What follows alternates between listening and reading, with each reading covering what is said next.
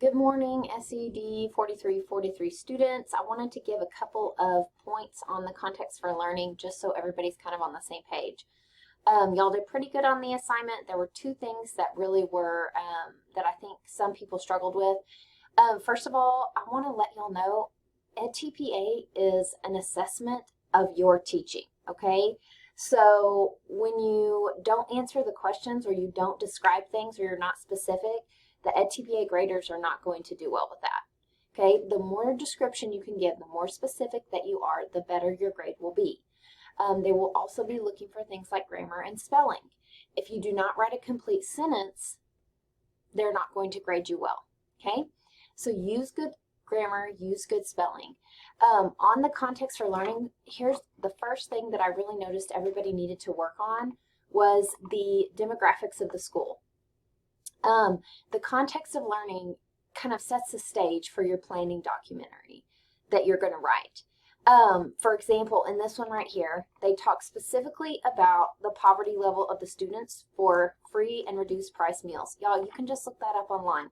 Every one of you can do that for your schools. Why does having 40% of your students being poor impact the way that you teach? Well, you can't just expect them to bring a tablet to school, or you can't just expect them to go out and buy $300 worth of supplies for a PE class or a shop class, right? You can't do that. So making sure that you can show EdTPA that you understand that is important, okay?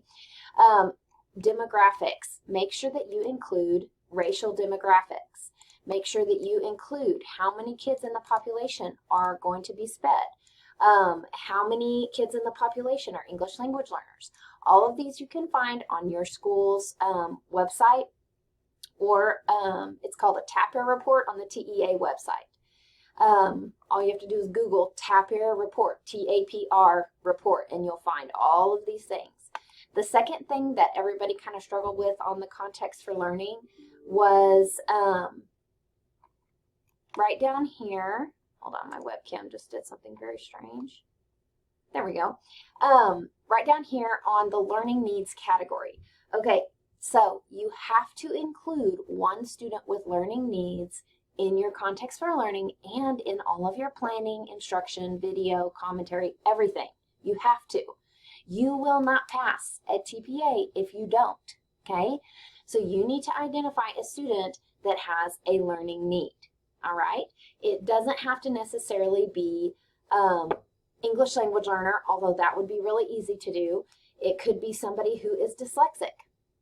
It could be somebody who is autistic. It could be somebody that has a vision issue, vision impaired. It could be someone whose family is like from a migrant family.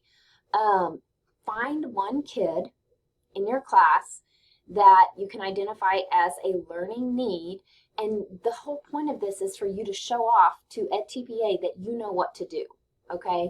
Like, you want EdTPA to think, oh man, if my kid who is special needs was in this teacher's class, they would know what to do to make sure they got the best education they could get, right? Which according to federal law is what you're supposed to be doing.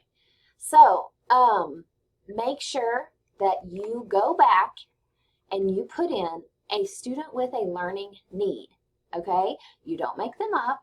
You identify a student in your class that has a learning need, and you put it in the table, okay? So hopefully that'll help some of you that did not get all of your points for context for learning. Also, it's not about the points. If you don't go back and do it, then you are going to risk not passing. Okay, so that is why I'm trying to help you understand that it's not just what I want. It's not about points. It's about you passing EdTPA.